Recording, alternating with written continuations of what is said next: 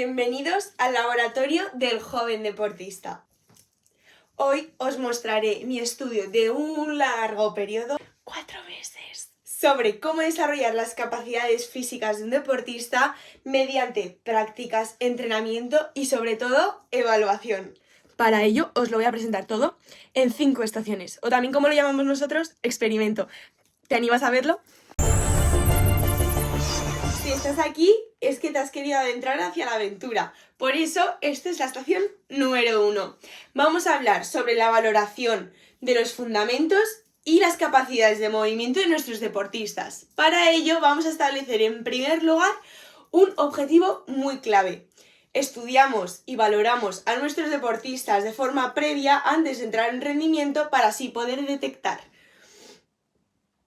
limitaciones, compensaciones y hablar sobre los patrones de movimiento. Para ello os voy a presentar una gran pirámide que nos va a ayudar perfectamente a entender cómo se encuentran las capacidades del movimiento en los deportistas y cómo hay que aprenderlas.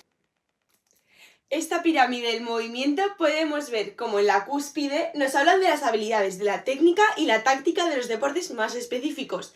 En la zona del medio tenemos las capacidades del movimiento y aquí hablamos de fuerza, de agilidad, de potencia y por último en la parte de abajo de la pirámide tenemos los fundamentos del movimiento, donde aquí podemos encontrar movilidad, estabilidad, simetría y patrón motor. En la parte de abajo de la pirámide y para ello hemos trabajado con el método del FMS o también conocido como Functional Movement Screen. Sería de 7 de pruebas funcionales que valora patrones básicos como la movilidad, la estabilidad y el control postural, con una puntuación de 0 a 3 puntos. Eso sí, la fuerza, la agilidad y la potencia son cualidades del movimiento que solamente aparecen si existe una base rígida donde se pueden sustentar. Y por último, para hablar de esta práctica, podríamos comentar que hemos establecido un análisis y una estructura de descubrimiento guiado donde cada uno íbamos experimentando y realizando los ejercicios que pertenecen a la tabla del FMS. Bienvenidos a la estación número 2. Aquí vamos a hablar sobre la fuerza en pequeños deportistas. Y hoy no solamente venimos a desmentir las numerosas noticias y las supersticiones de los niños por qué tienen que entrenar fuerza, sino que vamos a hablar de la gran importancia de entrenar fuerza a los diferentes niveles madurativos de los niños debido a su gran importancia y a su gran transferencia. Además de cómo debemos entrenar de forma segura, adaptada y sobre todo progresiva. Desde un enfoque un poco más teórico, desde el ámbito fisiológico, entendemos como fuerza o ejercicio de fuerza al movimiento que tienen nuestros músculos al tensionarse. Por ello es la capacidad del músculo de producir una tensión.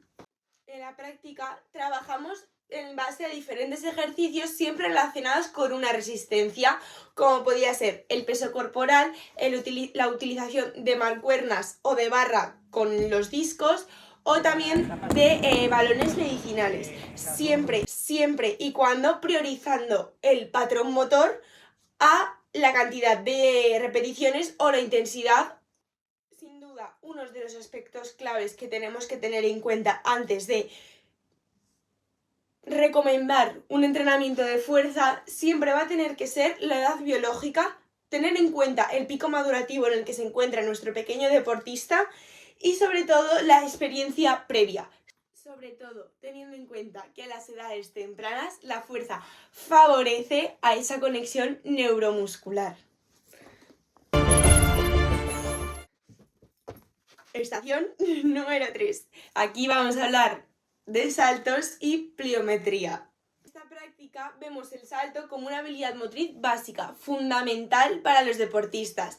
Por ello hemos aprendido a cómo enseñarlo de una forma adaptada, progresiva y sobre todo segura para nuestros deportistas, estudiando así cada fase que tiene un salto. Diferentes fases. En primer lugar tenemos la aproximación, cuando nos vamos a aproximar hacia una acción que nos provoca el salto.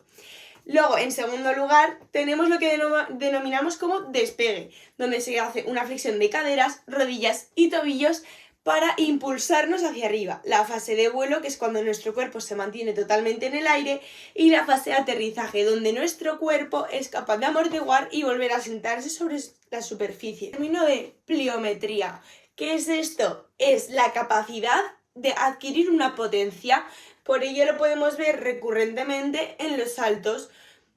Para aumentar la capacidad o la eficacia de un salto, podemos trabajar en base a la pliometría. Se da un salto en un deporte, es una situación muy caótica. En la práctica establecimos diferentes hojas a lo largo de todo el pabellón y estuvimos realizando diferentes tipos de salto en diferentes etapas, en diferentes edades. Y era como un test de polimetría que con diferentes tipos de saltos. Saltos al cajón, saltos en aros, saltos unilaterales, saltos en comba. Todo ello de nuevo enseñado a través de lo que conocemos como descubrimiento guiado. Yo creo que nos tocaría hablar de velocidad y agilidad, ¿no? Por ello, vamos con el experimento 4.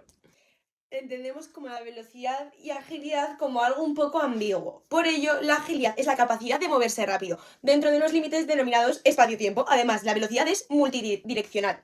Por ello, podemos decir que dentro de la velocidad entra en juego el tiempo de reacción del deportista, la frecuencia y la capacidad y la fuerza que se aplica al que el deportista pise el suelo.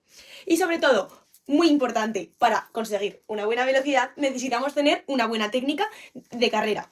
Durante una carrera, por ejemplo, de un atleta, tenemos diferentes fases. En primer lugar, el tiempo de reacción. En segundo lugar, tenemos la fase acelerativa y esta se ve ligada por la fase transicional o de transición a la fase de velocidad máxima. Y por último, la fase de resistencia, es decir, aguantar esa velocidad máxima hasta el final. ¿Cómo podemos trabajar la velocidad? A través de repeticiones, por ejemplo, un 4×200. También a través de intervalos de descanso y movimiento. Y también, por último, de repeticiones y incluimos actividades multidireccionales para así tener una mayor transferencia al deporte que queramos. ¿Y qué es la agilidad? La agilidad es la capacidad que tiene una persona de acelerar y acelerar el mínimo tiempo posible. En la práctica establecimos dos principales objetivos. Uno de ellos, poder experimentar los ejercicios y el trabajo de velocidad, y otro, poder unir ambas destrezas, que es la velocidad y la agilidad, en ejercicios combinados. Nos encontramos ya en el quinto experimento, ya estamos a puntito de acabar, así que resiste.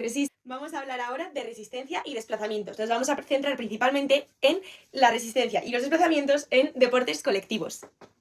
De forma previa a la parte práctica, estuvimos hablando de cómo nuestro cuerpo, a través de los sistemas energéticos, como puede ser la vía aeróbica o la vía anaeróbica, actuaba en diferentes situaciones o en diferentes formas jugadas. En este caso, en deportes reales, como puede ser el fútbol, baloncesto, voleibol. En esta práctica también realizamos numerosas formas jugadas, mini tareas del deporte, siempre y todo relacionado con la edad a la que iban a ir dirigidas y la resistencia que debían soportar esas personas que iban a realizarla. La resistencia no es algo que se tenga que trabajar de forma aislada, sino que se debería trabajar mediante formas jugadas. Y como último experimento, vamos a hablar sobre la flexibilidad y la movilidad. Flexibilidad como la capacidad de elongación que tienen nuestros músculos. Para ello tienen diferentes componentes, y estos son movilidad, elasticidad, es decir, la capacidad de deformarse, plasticidad, es decir, deformarse pero con una fuerza externa, y maleabilidad, es la de la piel. También tenemos flexibilidad estática o dinámica, tenemos también fuerza que puede ser activa o pasiva, y por último podríamos decir que tenemos deportes que implican una flexibilidad general o una flexibilidad más específica. La flexibilidad es la capacidad motora más compleja y tardía en desarrollar. Y por último, movilidad, algo muy común, lo utilizamos para aumentar el rango de movimiento de nuestras articulaciones, y también se utiliza mucho para prevenir lesiones y sobre todo también al final de la actividad física. ¿Podemos estirar antes y después del calentamiento? Te podríamos decir que sí. Puedes pasarte un foam roller a la parte previa al entrenamiento con pasadas más rápidas que sirva como activación y movilidad para así poder preparar los músculos para ese entrenamiento, y de forma posterior, dependiendo siempre de la carga, si ha sido muy elevada, tardar un rato en realizar estos ejercicios, y si ha sido una carga media o adaptable, sí que se puede nada más terminar y finalizar el entrenamiento, estirar. Y bueno, espero que os haya ayudado muchísimo este videoblog de mi gran estudio sobre bases de la iniciación deportiva. Nos veremos en un siguiente capítulo. Adiós.